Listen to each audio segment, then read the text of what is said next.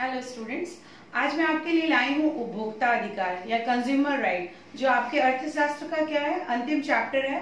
और इसमें आप जानेंगे कि उपभोक्ता का अधिकार क्या क्या है। बाजार में आप देखते होंगे कि उत्पादक जो भी सामान का उत्पादन करता है वो दुकानदारों द्वारा वितरित कर दिया जाता है, या फिर कोई भी सेवा प्रदाता, डॉक्टर हो, टीचर हो, इंजीनियर हो, कोई भी सेवा प्रदाता अपनी सेवाओं का उत्पादन करके उपभोक्ता जो सेवा लेते हैं उनसे कुछ बदले में पैसे लेता है। लेकिन बहुत बार ऐसा देखा जाता है कि आप दुकान से कोई सामान लेने जाइए, उसके बदले में दुकानदार बोलता है, जब वो उसे वापस लौटाने जाइए डिफेक्टिव माल को, तो बोलता है आपने लेते समय क्यों नहीं देखा। या फिर अगर वो सामान पसंद नहीं आया, उसे लौटाने जाते हैं तो बहुत तरह की बहानेबाजी होती है, पैसे कम दिए जाते हैं या फिर लौटाता ही नहीं है डिफेक्टिव माल को। या फिर बहुत सारी दवाइयां अगर ली जाती हैं तो उसमें भी क्या होता है, कुछ हानि हो सकती है स्वास्थ्य की। तो इस तरह की चीजों से उपभोक्ता को बचाने के लिए उपभोक्ता अधिकार के लिए बहुत सारे कानून बने हमारे यहाँ। तो वो हम जानेंगे कि उपभोक्ता के अधिकार क्या क्या हैं और किस किस तरह से ये उपभोक्ताओं को सुरक्षा प्रदान करती है। तो सबसे पहले हम देखेंगे बाजार में उपभोक्ता क्या है ना। तो बाजार में विभिन्न तरह के उपभोक्ता होते हैं, गरीब से गरीब लोग भी होते हैं और अमीर से अमीर लोग होते हैं। तो गरीब उतने सक्षम नहीं हो सकते हैं कि अपने जो खराब माल है, डिफेक्टिव माल है, उसके लिए कोई कानूनी लड़ाई लड़ सके।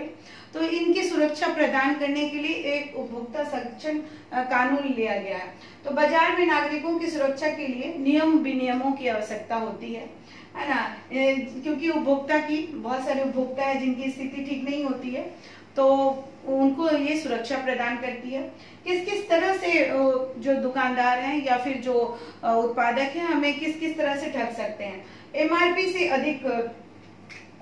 से अधिक जब अगर प्राइस लिया जाता है, अब रेट कुछ और लिखा हुआ है आपके माल पे और उससे ज्यादा प्राइस लिया जा रहा है। उसके अलावा कोई और भी टैक्स ऐड कर देते हैं जो जरूरत नहीं है, फिर भी उसे ऐड कर देते हैं। और उसके बाद वजन से कम माप तौल करना, यानी कि जितने अगर 1 किलो का सामान है तो वो 750-800 ग्राम ही देते हैं, वो भी डंडी मार दिए। उसके अलावा फिर तेल, दूध, घी, शहद और अन्य तरह के खाद्य पदार्थ, ये भी बहुत बड़ी समस्या है। दूध है, पनीर है, इन सब में आप हमेशा न्यूज़पेपर में या टेलीविजन में देखते होंगे कि ये मिलावट की खबर आती है, जो स्वास्थ्य के लिए बहुत ही ज्यादा हानिकारक होती है।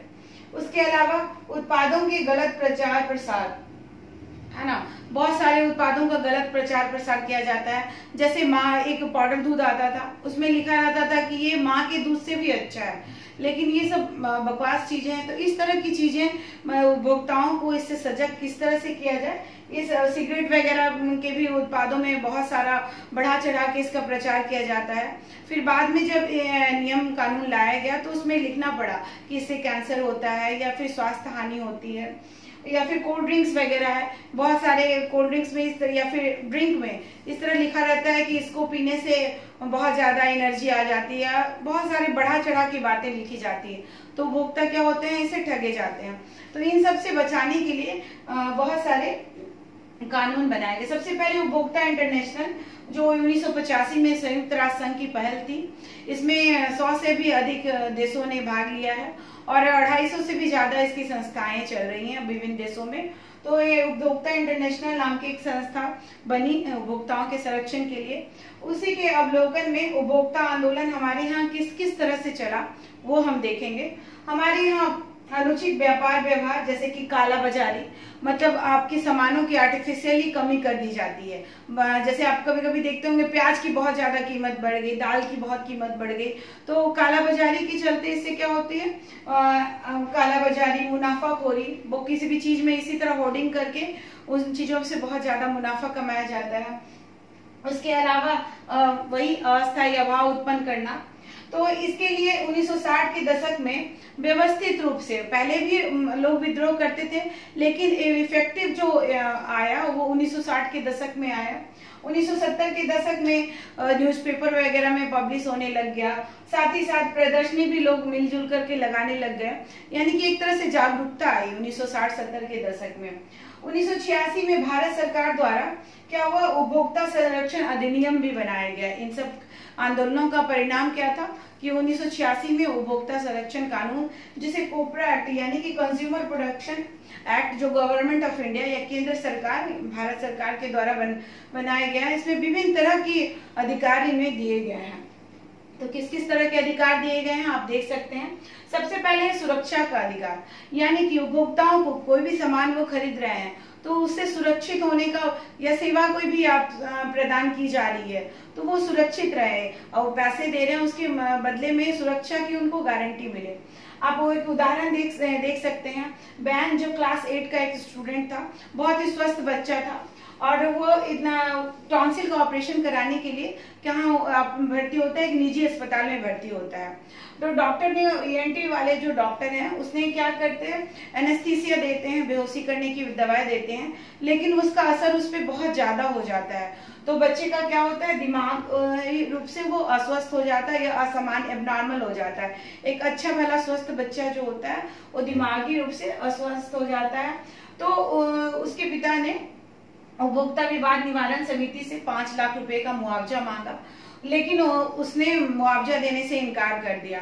लेकिन जब उपभोक्ता जो अदालत में ये जब जोड़ पड़ा तो उसको फिर पूरी तरह से क्या किया, ये मुआवजा दिया गया। उसी तरह उत्पादों में भी सुरक्षा मानदंड, जो भी खाद्य पदार्थ हैं या किसी भी चीज का, फैन वगैरह यूज कर रहे हैं या इलेक्ट्रॉनिक्स गैजेट्स यूज कर रहे हैं, तो इनसे हमें ये सुरक्षित रहे, ये बहुत ज्यादा जरूरी है। उसके बाद क्या है, सूचना का अधिकार। हर एक जो भी प्रोडक्ट आप खरीदते हैं उसके बारे में आपको अच्छी तरह अवेयर होना जरूरी है। आप इलेक्ट्रॉनिक सामान लें या फिर कोई खाद्य पदार्थ ही लें तो इसमें उसके इंग्रेडिएंट्स लिखा रहना चाहिए, ये कहाँ बना है, क्या मार्क लगा हुआ है कि नहीं, हर तरह से वस्तुओं और सेवाओं के बारे में जानकारी, यानी कि इसके कंपोनेंट क्या क्या है, किस किस चीजों से बना है, इसकी कीमत क्या है, किस बैच का, मतलब किस ईयर में ये मैन्युफैक्चर हुआ है, उस किस डेट पे मैन्युफैक्चर हुआ है, इन सब की जानकारी उस चीज पे होनी चाहिए जिससे वो उपभोक्ता खरीद रहे हैं। उसके बाद उचित प्रयोग के निर्देश भी दिए जाने चाहिए। कोई भी इलेक्ट्रॉनिक सामान अगर आप लें तो उसके किस तरह से उसको हैंडल करना है उसके बारे में भी इंस्ट्रक्शन दिया जाना चाहिए।